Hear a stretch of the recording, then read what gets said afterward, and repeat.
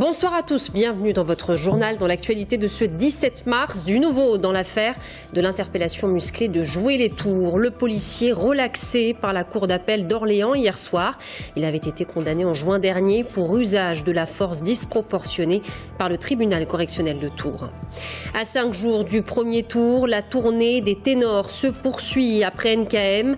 Nicolas B, secrétaire général du parti et député européen du Front National, était hier soir à Langeais pour soutenir les candidats FN. Et en Loire-et-Cher, les forces politiques s'opposent et s'affrontent à l'occasion d'un débat sur TV Tour Val-de-Loire. Nous vous proposerons un extrait en avant-première. Et puis après avoir changé de nom, la région Centre Val-de-Loire dévoile son nouveau logo. Habitants et politiques réagissent dans notre journal ce soir et ne sont pas toujours très tendres. Bonsoir à tous. Le policier relaxé en appel dans l'affaire de l'interpellation musclée à Joué-les-Tours. En août 2013, souvenez-vous, une vidéo postée sur Internet avait fait beaucoup de bruit. On y voyait un policier frapper une femme avec sa matraque à plusieurs reprises avant de l'asperger de gaz lacrymogène. Hier soir, la cour d'appel d'Orléans relaxait ce policier condamné alors en première instance à une amende de 1 500 €. Anaïs Michaud. En août 2013, la vidéo amateur avait fait le tour du web, choquant les internautes. Pourtant, alors que le policier avait été condamné en première instance à 1 500 € d'amende, l'affaire de l'interpellation musclée de Joué-les-Tours finit par une relaxe. Une véritable surprise pour l'avocat de la partie civile. Ma cliente vit comme une injustice, des violences qu'elle a subies, et la décision encore plus rendue aujourd'hui, mais effectivement lors de l'audience on a pu sentir avec des réquisitions de relax de l'avocat général que ça allait être assez difficile. On nous a expliqué qu'il y avait une tentative d'instrumentalisation de la vidéo lorsqu'elle avait été diffusée sur le net en 2013. On nous a expliqué également comment il fallait regarder cette vidéo. C'est assez dommageable parce que cette vidéo elle est toujours en ligne, chacun se fera son idée. Le syndicat de police SGP se félicite quant à lui de cette décision. Un sentiment de satisfaction pour notre collègue mis en cause et puis aussi un sentiment de satisfaction pour toute l'institution police. Si on se rappelle un petit peu de l'affaire, on avait 7 personnes dans le véhicule à interpeller et tous alcoolisés et les policiers, eux, étaient au nombre de 2 fonctionnaires. Donc c'est vrai que le manque d'effectifs par rapport à cette interpellation est indéniable et malgré tout, ils ont réussi à interpeller les auteurs et à maîtriser la situation en utilisant la force strictement nécessaire, comme le reconnaît aujourd'hui la justice. Guylaine Ngakoso, qui avait quant à elle été condamnée à 4 mois de prison avec sursis, n'exclut pas de se pourvoir en cassation. Jacques Soulis, l'ancien maire de Parcé-Mêlé en Indre-et-Loire, comparaissait hier devant le tribunal correctionnel de Tours. Prévenu de délit de prise illégale d'intérêt, une affaire sur fond de règlement de compte politique qui avait été révélée quelques mois avant le premier tour des élections municipales.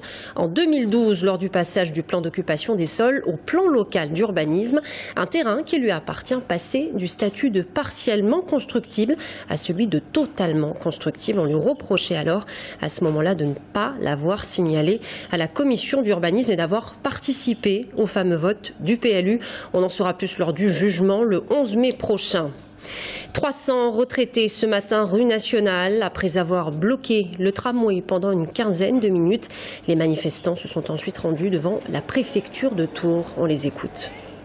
Le 12 septembre 2014, il était question d'une allocation exceptionnelle de 40 € pour les retraités qui n'ont pas 1 200 € de retraite. Donc il y a eu un décret qui est paru le 31 décembre, justement pour accorder exceptionnellement cette prime de 40 € et normalement on devrait l'avoir ces jours-ci. Donc vous voyez, septembre, mars, ils ont mis 6 mois pour dire, bon, et ça sera qu'une fois, hein. Attention, il faut quand même pas, hein. Bon.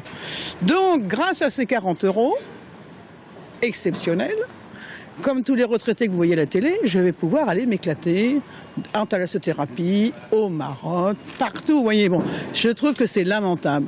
C'est vraiment, et c'est même indécent. Des moyens complémentaires pour les agriculteurs bio. Le ministre de l'Agriculture, Stéphane Le Foll, l'a annoncé ce matin, alors que le groupement des agriculteurs biologiques et biodynamiques de Touraine manifestait au même moment devant la préfecture. Ils protestent contre la baisse de la prime de maintien au bio, une baisse de 25%. Le bio, c'est 3% de l'agriculture en Indre-et-Loire. Et la baisse des aides handicape sérieusement la profession. Un manque à gagner, notamment pour cette agricultrice bio que nous avons rencontrée. Direction Chambourg-sur-Indre, dans le Lochois. Romain Delville. Installée depuis une petite dizaine d'années, Sophie Crépin et son mari ont tout de suite voulu produire de l'agriculture biologique. 115 hectares à Saint-Hippolyte, 35 hectares en location ici à Chambourg-sur-Indre. La prime de maintien en bio devait tomber en décembre.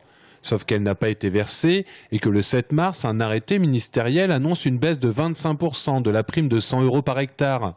Le compte est vite fait, un manque à gagner de 2 650 € pour cette agricultrice. Il leur manquait 14 millions d'euros, mais ça, ils savaient dès le mois de juin. Même fin mai, ils savaient qu'il manquait 14 millions d'euros. Et il aurait pu y avoir des arrangements dès le départ, et ça n'a pas été fait. Et sans prévenir personne, ils ont fait cet arrêté-là, là au mois de mars. Alors il y a 3 mois de retard de paiement, et pour nous dire qu'on aurait donc 25% de moins. Le ministère de l'Agriculture a fait marche arrière aujourd'hui. Le ministre Stéphane Le Foll a annoncé le maintien de l'intégralité de la prime. Mais cette productrice de céréales, de champignons et de légumes reste vigilante, en particulier pour les années à venir. Mais on reste mobilisé parce que comme le gouvernement veut doubler les surfaces en bio, les budgets derrière nationaux ne sont pas forcément suffisants pour arriver à payer toutes ces aides de conversion et au maintien. Là, ils annoncent 180 millions d'euros pour 2015, 2007 jusqu'à 2020.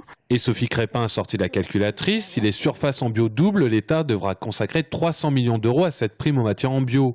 Une prime que cette agricultrice considère comme une juste rémunération pour les bienfaits agroécologiques et sociaux. Car, rappelle-t-elle, le bio demande plus de main-d'œuvre, donc plus d'emplois. Départemental J-5, le premier tour arrive à grands pas. Les ténors des partis se bousculent un grand enjambé. Hier soir, Nicolas B était la guest star du Front National. Nicolas B, secrétaire général du parti et député européen. Il est venu soutenir les candidats FN, candidats présents dans les 19 cantons d'Indre-et-Loire. À Langeais, c'est le binôme Daniel Frascac et Sylvie Giot. Nicolas B s'est ensuite prêté au jeu de la réunion publique, enjeux locaux et nationaux. Il est venu défendre le programme du FN. On l'écoute.